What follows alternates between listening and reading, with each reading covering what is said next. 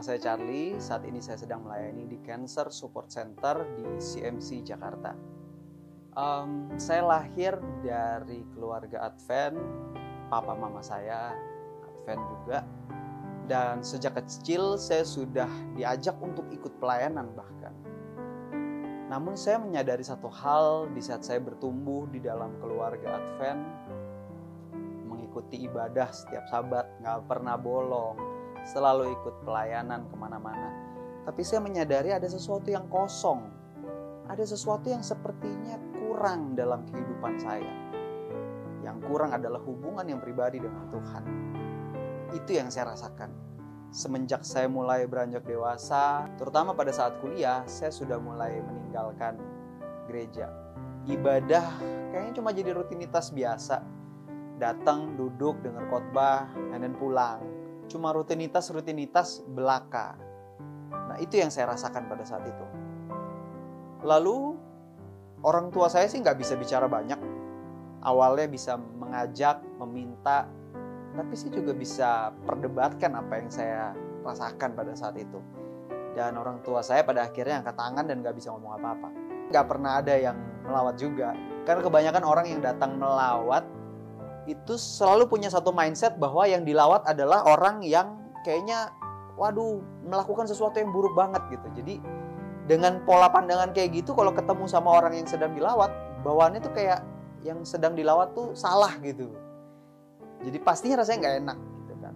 Itu yang biasanya terjadi. Saat saya mulai bekerja, saya mulai merasakan ada sesuatu yang lebih kosong lagi.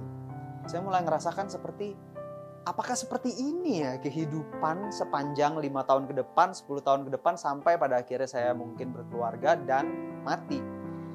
Rutinitas yang kayaknya sangat-sangat membosankan gitu. Bangun pagi, pergi kerja, and then pulang, mungkin nongkrong sama teman, main, ya begitu-begitu aja gitu.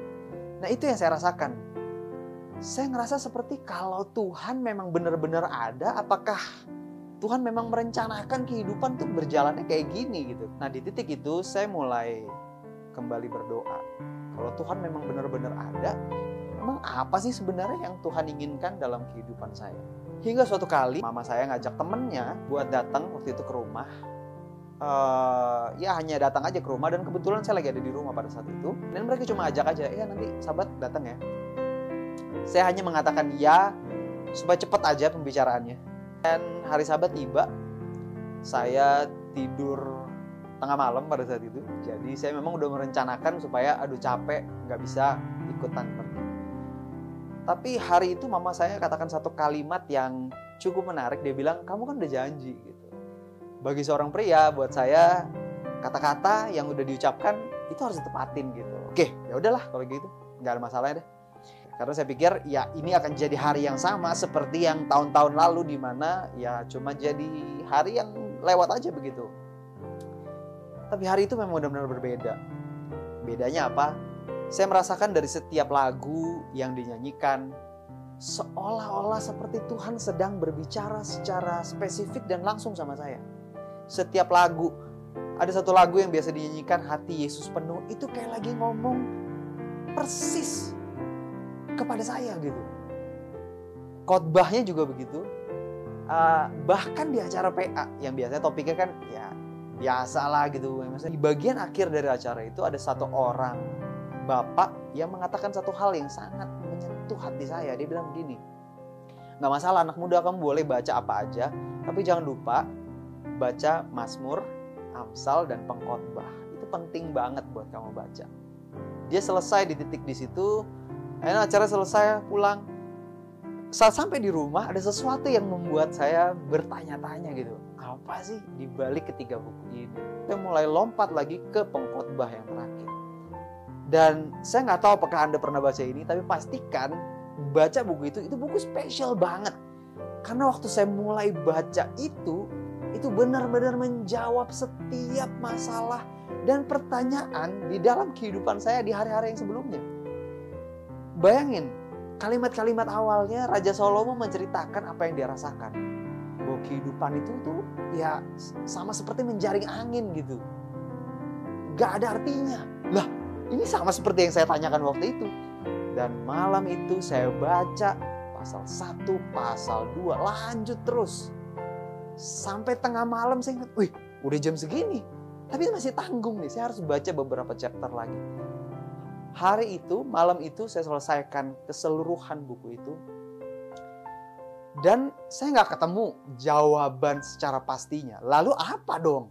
Karena Raja Salomo sampai akhirnya dia cuma kasih pilihan. Oke, kamu perlu tahu bahwa ada pilihan-pilihan yang dibuat dan pilihan-pilihan itu harus dipertanggungjawabkan di pengadilan. Hanya itu aja.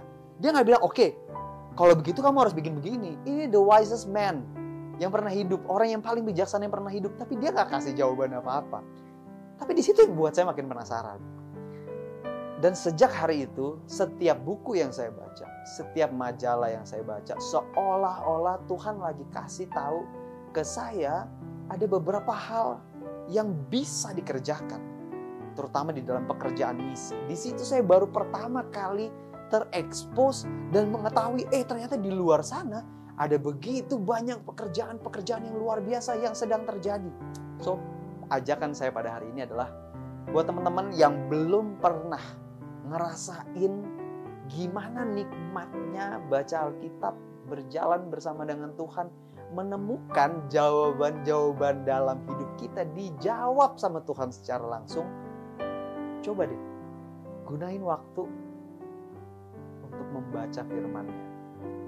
Tanyakan pertanyaan-pertanyaan kita kepada Tuhan secara langsung. Karena saya percaya Tuhan tuh nggak ngebeda-bedain orang. Kalau Tuhan bisa berbicara langsung sama Abraham pada zaman dulu, kenapa Tuhan nggak bisa bicara sama kita pada hari ini? Kalau Tuhan dulu bisa berbicara dan menjelaskan, menceritakan rencana-rencananya kepada nabi-nabi di zaman dulu, Tuhan juga lebih pengen untuk berbicara sama kita di zaman sekarang. Namun sayangnya ada begitu banyak hal yang sering kali bisa menutup telinga kita sehingga kita nggak bisa dengarkan apa yang jadi suara Tuhan. Kalau saja kita mau izinkan Tuhan. Saya yakin dan percaya Tuhan pasti punya rencana yang luar biasa besar buat teman-teman semua yang ada di rumah dimanapun Anda berada pada saat ini. Sama seperti rencana yang Tuhan punya kepada setiap orang di masa yang lalu. Dan semoga kita semua semakin setia kepada Tuhan. Saya bawa dalam nama Tuhan.